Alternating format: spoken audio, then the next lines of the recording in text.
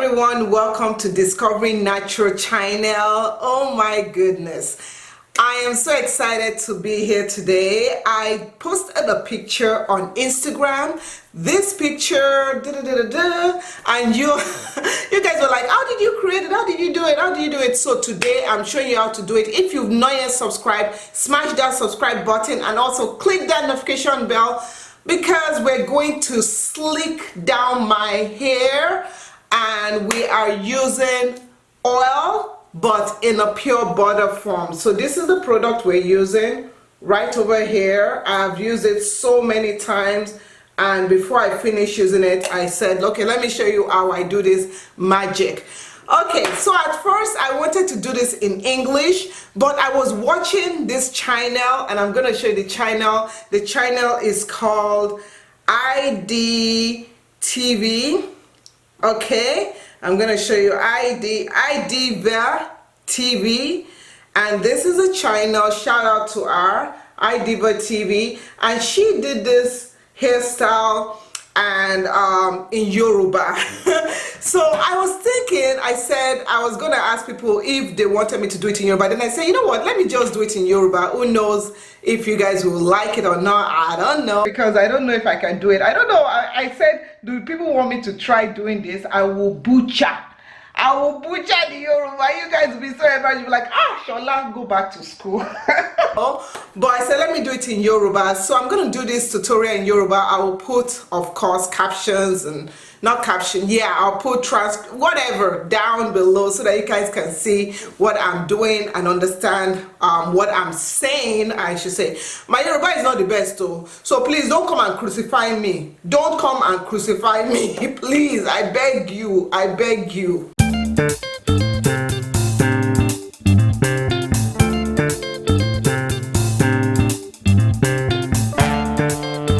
Okay, ẹ jẹ́ ká bẹ̀rẹ̀.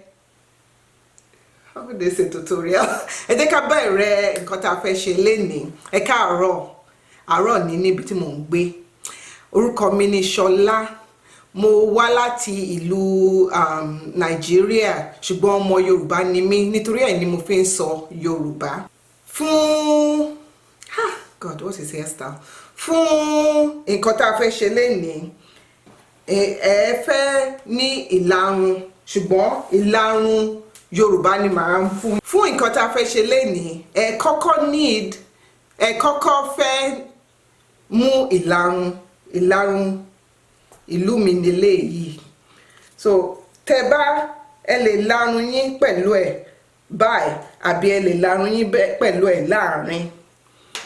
Tẹ́ bá ti larun yín tán, ẹ mú omi, ẹ fín omi yẹn sí gbogbo ìyáká irun yín.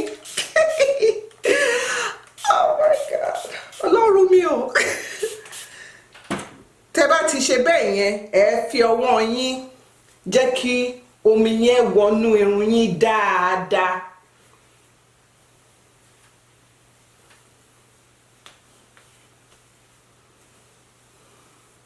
Tẹ́ bá ti ṣe yẹn tán, ẹ wá mú, tẹ́ bá ní òrí àbí nǹkan tẹ́ lè fi pa irun, ẹ lè fi sórí ẹ̀ sìn.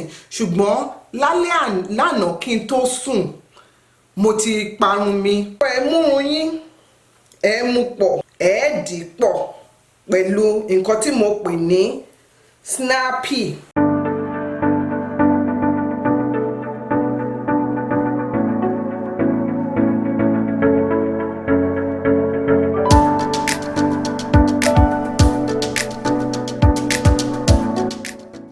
Then ní ẹ̀yìn irun báyìí, ẹ wá la ẹ̀yìn irun yẹn sí méjì báyìí. Tẹ́ bá là sí méjì, ẹ di ẹyọ kan. Ẹ lè dì ní bí a ṣe máa ń pè ní twist. Ẹ kàn máa lọ méjèèjì pọ̀, ẹ máa lọ wọn mọ́ ara wọn. Bí wọ́n ṣe ń ṣe twist nìyẹn o. Tẹ́ bá ti ṣe ẹyọ kan tán, ẹ mú, ẹ kì í wọ inú snappy yẹn bẹ́ẹ̀ yẹn.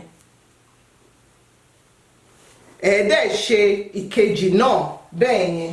nísìn tẹ́ bá wo irun mi ẹ máa rí irun kékeré kékeré tó ń yọ kúrò níbẹ̀. Nísìn là wá mú nǹkan tá à ń pè ní Jamaican black castor oil pure butter.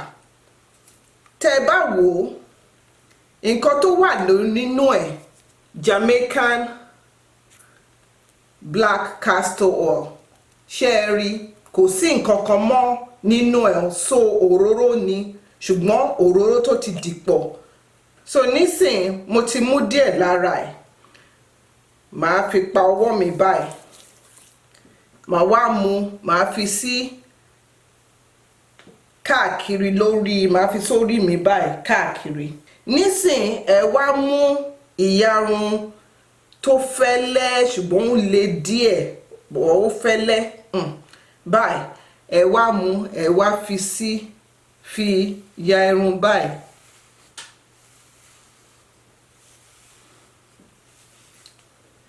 Ṣé ẹ rí ẹni bó ṣe ń jẹ́ kí irun mi dán?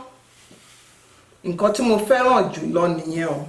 Nísìn màá wá mú eléyìí láti bí òdòdó, kò ṣe òdòdó ṣùgbọ́n nǹkan téèyàn lè fi ṣe irun tá jẹ́ kí irun ní ẹwà. Ẹ mú aṣọ tí wọ́n máa ń dé mọ́rí, ẹ dé mọ́rí báyìí. Tó bá dé ti di ìgbà díẹ̀ ẹ dẹ̀ yọ. Nísìn mo ti parí. Ṣé ẹ fẹ́ràn nǹkan tí mo ṣe? Ẹ jẹ́ kí n yí káàkiri kí n fi hàn yín. Ẹ rí pé ẹ̀yìn yẹn náà ó jọ, ó wá jẹ́ kí n jọ ọmọ kékeré, ọmọ tí kò tíì ṣe ìgbéyàwó. Ẹ ṣé gan ni o tẹ́ bá mi wo nǹkan tí mò ń ṣe. Ó dàbọ̀ o.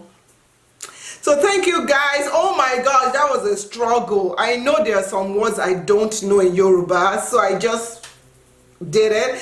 You guys grade me down below. Let me know how well I did. If you like this, please comment below. Let me know. Thank you so much for watching. And guess what? I'll see you in the next video. Thanks for watching. Give me video ideas. List below. And yeah, can you watch these videos over here? Yeah, this one. And also this one. Thank you. Subscribe.